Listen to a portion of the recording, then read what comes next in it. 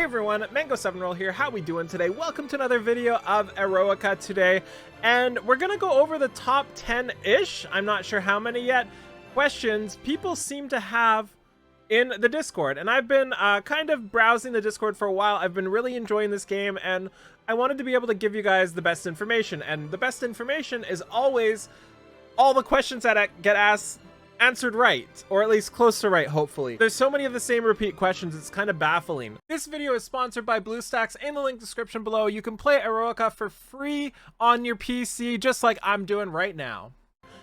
So let's just start off with the first one for players that are just starting. If you want to just start, of course, go download this game. I love it. I'm loving it so much. So the first thing is to go over is your selective summon. This is always the question that people ask, and it is, who should I pick from my selective summon? I really think there's two people you should pick. The first one being Orslaha. I did not pick her from my start. She's an insane unit, and if we take a look at her abilities here, we'll see this in common with the second unit I recommend as well. We have a bunch of shock damage here, which is just a ton of damage over time. We see more shock for 3 turns. And she's kind of the queen of that. She's insane for PvP, and she's insane for PvE. She's insane for basically everything in the story as well. She'll hard carry you. And in the link description below, I'll try to leave a link to all the tier lists in the Discord as well if you're interested in help. And of course, she's right at the top for all of those.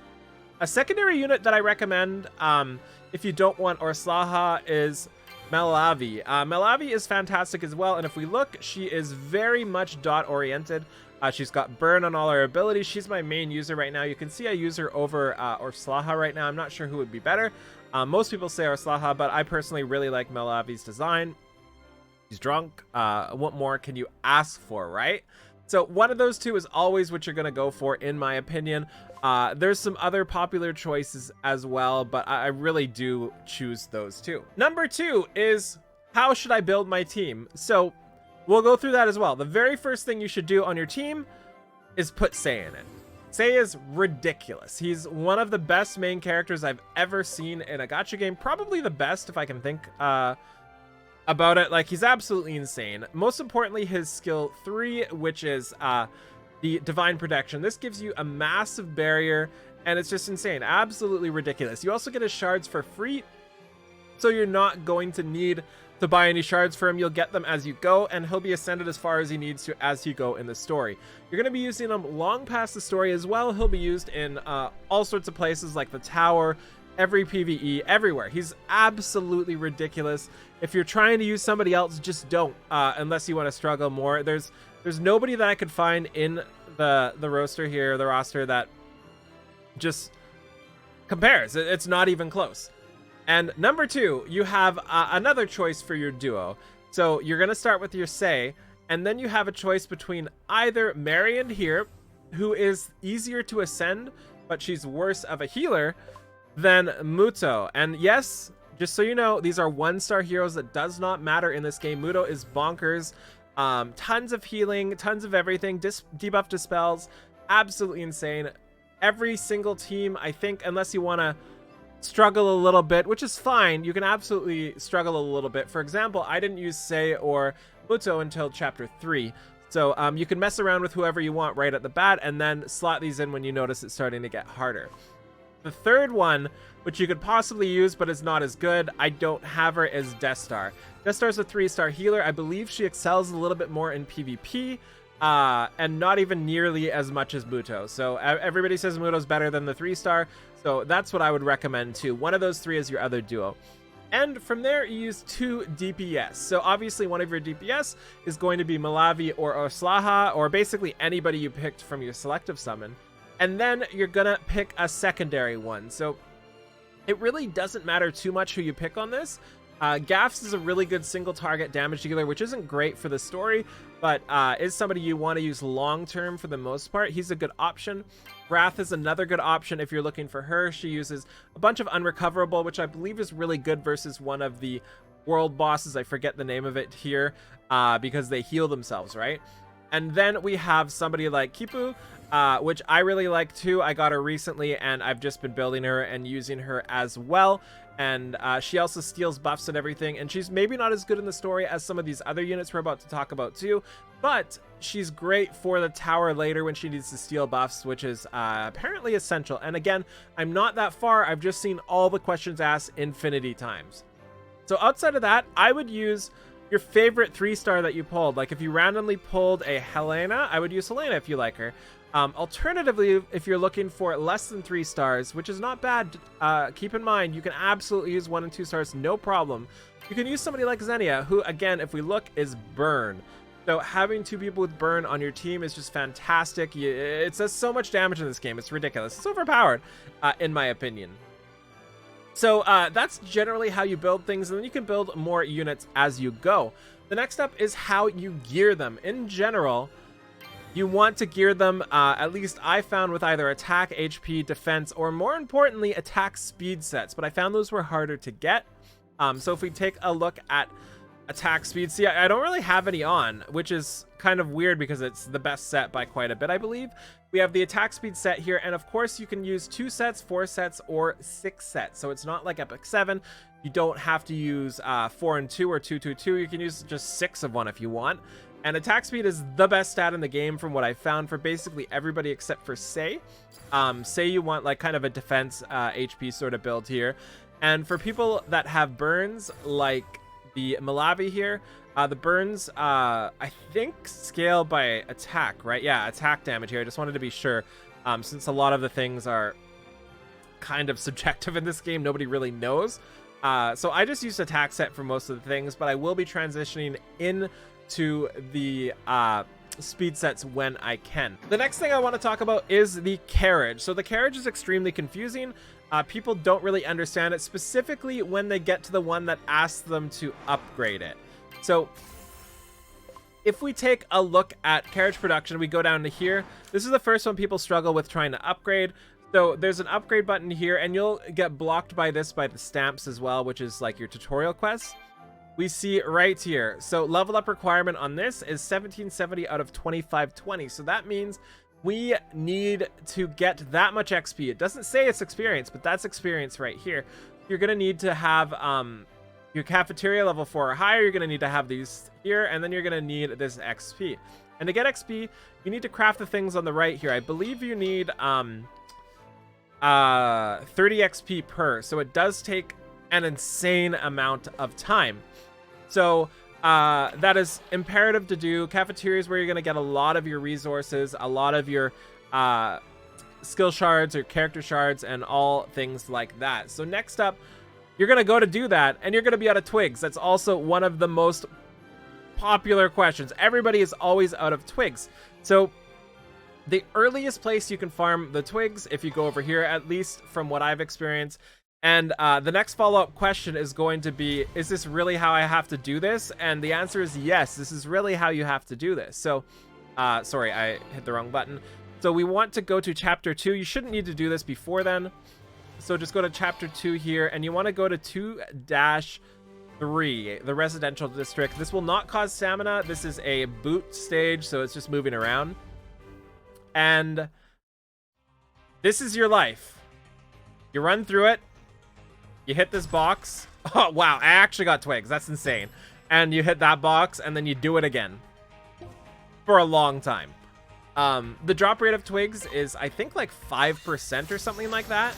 Or somewhere ridiculous like that. So you have like a 5% chance per both of those boxes to get Twigs. Which means, for 25 of them, which you need just to craft the one piece, you're going to have to do this a lot. If you notice there, I did actually break those boxes automatically, which is super, super helpful for that. And the way to do that is with mileage points. So if you go to the shop here, at the very bottom, we hit mileage, and then we have Detective Poron and Golden Poron. So Golden Poron here is obviously the upgraded Poron. You get extra gold when winning adventures, and in Ancient Runes you find some more runes. Extra gold in adventures, and I was originally going to take this because I know gold's a problem, but this is only an adventure. I personally thought this was in hunts as well, or the equivalent, I think, Ancient Ruins in this game. but it is not. So I went with Detective Porin. And after, with Detective Porin, you do get all these upgrade materials as well, so you can upgrade them right away, basically. You get a 10% chance of finding an additional material item, which is cool. Then this part is great too, an extra 6% gold. And then you get a 20% chance to get additional materials. And you get an 8% gold. And then the final one is what you want. And that is the Porin will fly over and pick it up for you. So it'll automatically break all the things and make it so you don't have to click twice extra to get those. More than twice, because you kind of have to stop and click them. Absolutely recommended. And the other thing too, if it's not too late, do not upgrade your original Porin. If we go over here, do not upgrade your original Porin, because you need all of these things, right? I think if you don't have the original 5 you get, which is to upgrade this one, I think you have to buy both of them to be able to get all these skills up. So make sure, absolutely sure, you don't use your skills anywhere but there. As for mileage points, you just get them by summoning, right? And the other thing too, we have another shop here, is the ammo shop. And passports upgrade how long they cost, or how much they cost every bit you buy. So it is very, very, very expensive to get all of these, and you get these from duplicate heroes as well. You get 50 passports for summoning a duplicate 3-star that is a non-banner duplicate. We then have Medal of Victory here, which has a ton of different people you can buy. Emuwald, for example, is insane in PvP. If you look at the top PvP players, they have them in his defense because he confuses and it just wrecks everything. Personally, I'm buying Sylvia, Katarina, Muto, Wrath, and Kipu. I don't really have a set recommendation on who to pick here, but I think Kipu is very important. I think Muto is very important. And keep in mind, you do get Muto shards from the story, so be careful how many you buy. You don't need to max her out right away. I don't think Katarina or Sylvia or Wrath are necessary for me. I'm just buying them because I like the characters. And I've heard Milena is also extremely powerful in Arena as well. We then have Medal of Courage here. Actually, one of these might be from Arena and one from the other mode, but either way, you get enough of both of them. So don't buy the gear, but you do have these runes if you need more of them, but I rather have the shards. We have a ton of people we can buy. I've been buying Death Star because I like her design. I would love to get Death Star, so I've been preemptively buying shards. I'm also buying Orslaha. I think you should be buying Orslaha even if you don't have Orslaha, just because she's so good and so long lasting. And then I'm buying Gaffs as well. Alternatively, you could buy Xenia if you don't have 2 3-star burns, or even if you do, you can also use Xenia. She's an amazing unit, and this is a good way to get her shards. As for Golden Cat Paw, the options are a little bit more limited here. I bought Malavi's. I also have Soar as well. She does AoE damage break, and then Curse Bay just because I don't really like the other characters' designs as much, so I haven't been buying those. So that is a lot so far. I hope y'all are still with me. If we go to the summon here, let's explain a little bit how the summons work, so you don't screw up like I screwed up. So for the pickup summon, there is a main hero that is pickup. So when you summon your first Malavi here, when you're summoning, you'll get 50 of her shards on top of the unit. If you summon an off-ban unit, all you'll get is 50 passports. You won't get any of their shards. After the first Malavi you pull, you'll get an extra 100 shards. So you really only need 2 to kind of get them in the 4 to 5-star range, because there's another way to get shards that we'll talk about in a second here.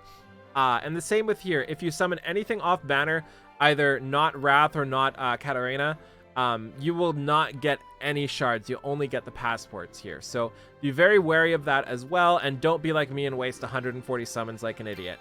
We also have pre-core summons as well. I don't spend my gems here, but maybe it's worth it. Pre-cores are very weird and hard to explain in some cases, especially with upgrading, so maybe I'll cover that in a future video. We also have the present summon. This is just all of the things I don't recommend pulling here. We have the gear summon. Don't use these, in my opinion, until you hit tier 5. You get a bunch of tickets to summon here, but until you hit tier 5 gear, you're not going to summon tier 5 gear. So be very, very, very wary of that. The other thing was the platinum summon, which I believe is the guaranteed summon.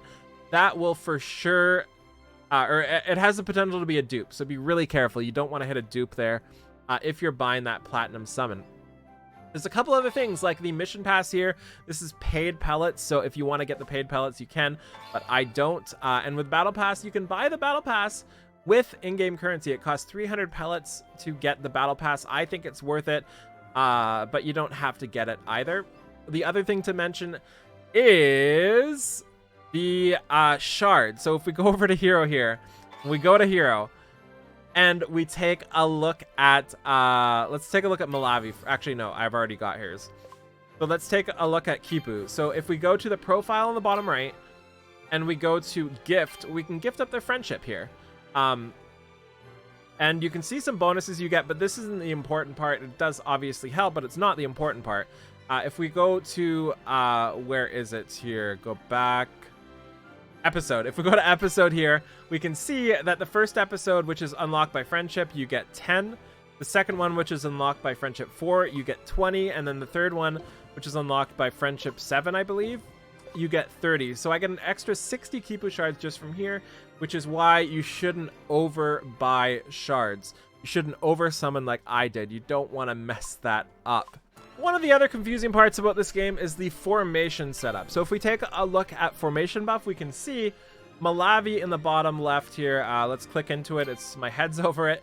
Has 3 different buffs she can give. And we see these here in the top right, top left, and bottom. She gives specific buffs. So for example, in 1, she'll give attack speed. In 2 or in 3, she'll give HP to all. And in the bottom, she'll give attack boost to all. So how this works is, picture Malavi right here. She's always the middle slot.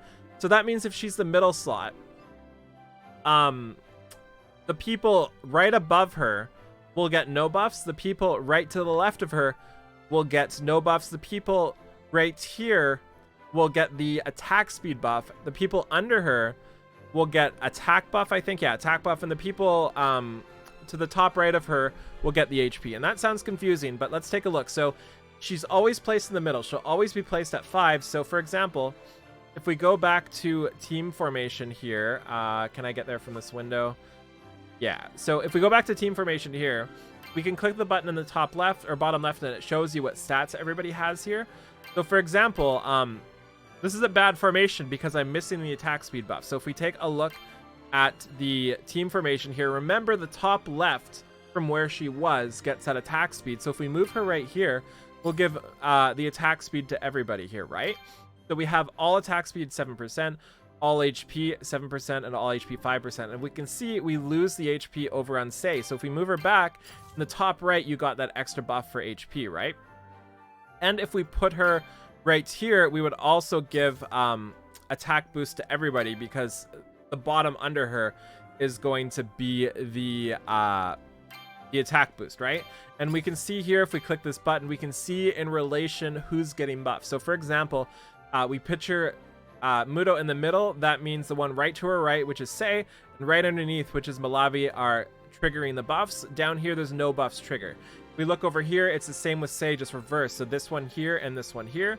If we look at this, we're triggering we're not really triggering anything here. Yeah, we're literally triggering, oh, we're just triggering the HP here. So if we move her here, then we're triggering, can't move it with that button tabbed. If we move her here, then we're triggering on Muto and nobody else. And if we look at the Kipu, she's only triggering the buff that is in this slot here. So this is really confusing, but once you understand what's going on, it is super, super, I wouldn't say intuitive. It's doable. Okay, so I hope that helped you out. Those are the most common questions I ran into. Maybe there's more. There's definitely more.